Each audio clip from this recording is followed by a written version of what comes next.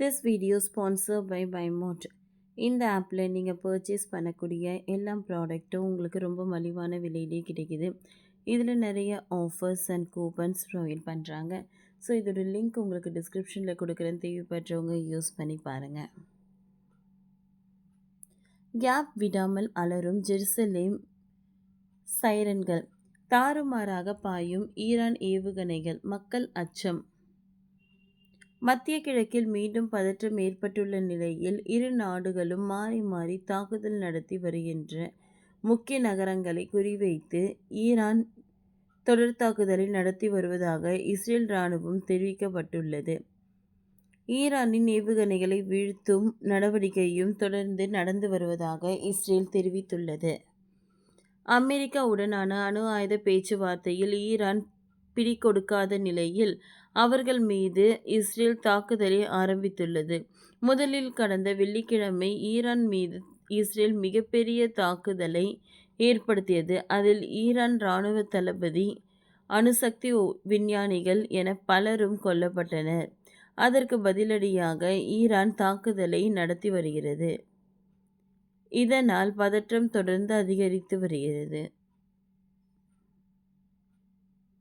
இதற்கிடையே தங்கள் மீது ஈரான் மீண்டும் ஏவுகணையை தாக்குதல் நடத்தியுள்ளதாக இஸ்ரேல் இராணுவம் தெரிவித்துள்ளது. ஈரானின் ஏவுகணைகள் தங்கள் நாட்டை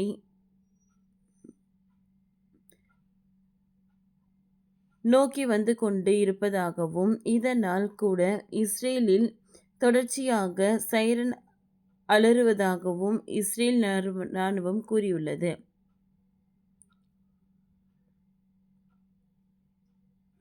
மேலும் டெல் அவிவ் மற்றும் ஜெருசலேம் நகரங்களில் வானில் ஏவுகணைகள் பறந்து செல்வதையும் இஸ்ரேல் வான் பாதுகாப்பு அமைப்பு பல ஏவுகணைகளை இடம் மறித்து அழிக்கும் வீடியோக்களும் இணையத்தில் பரவி வருகிறது. இதற்கு பதிலடி கொடுக்கும் வகையில் ஈரான் நாட்டின் தென்மேற்கு பகுதியை குறிவைத்த இஸ்ரேல் தாக்குதல் நடத்தியதாகவும் சொல்லப்படுகிறது. இஸ்ரேல் மற்றும் ஈரான் இடையே சமீப காலங்களில் ஏற்பட்ட மிகப்பெரிய மோதல் இதுவே கருதப்படுகிறது. இந்த மோதலில் ஏராளமான பொதுமக்கள் கொல்லப்பட்டுள்ளனர். மேலும் இது ஒரு பெரிய போராக வெடிக்குமோ என்ற அச்சம் ஏற்பட்டுள்ளது.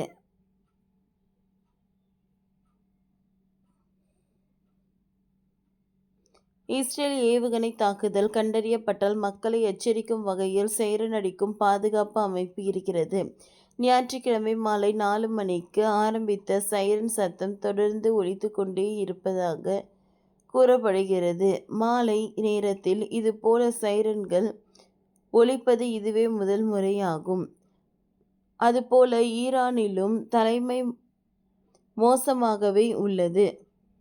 ஈரானின் எண்ணெய் மற்றும் எரிவாயு வயல்களை குறிவைத்த இஸ்ரேல் தாக்குதல் நடத்திய நிலையில்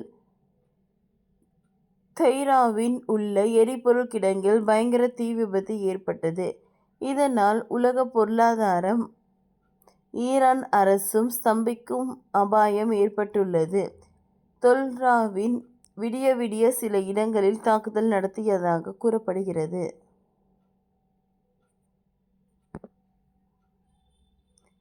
இஸ்ரேல் எல்லையில் இருந்து சுமார் 2300 கிலோமீட்டர் தொலைவில் உள்ள கிழக்கு ஈரானின் மஷாத் விமான நிலையத்தில் இருந்து ஈரான் இராணுவம் மீது தாக்குதல் நடத்தியது.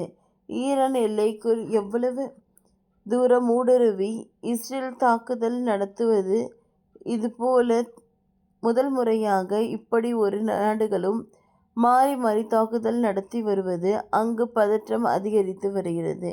ஓகே ஃப்ரெண்ட்ஸ், இந்த வீடியோ உங்களுக்கு யூஸ்ஃபுல்லாக இருந்ததுன்னா லைக் பண்ணுங்கள், ஷேர் பண்ணுங்கள், சப்ஸ்கிரைப் பண்ணுங்கள். தேங்க்யூ.